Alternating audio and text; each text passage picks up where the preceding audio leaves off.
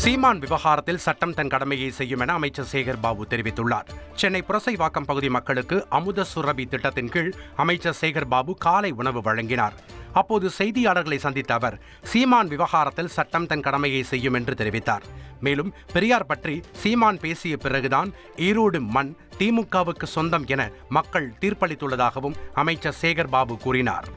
பெரியாரை பற்றி பேசிய பிறகுதான் ஈரோடு மண் திராவிட முன்னேற்ற கழகத்திற்கு சொந்தம் என்று அந்த மக்கள் தீர்ப்பளித்திருக்கின்றார்கள்.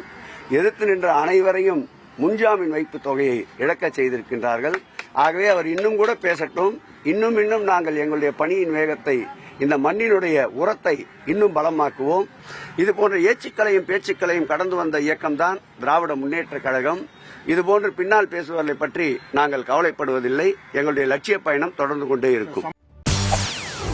செய்திகளை உடனுக்குடன் தெரிந்து கொள்ள உடனே சப்ஸ்கிரைப் பண்ணுங்க.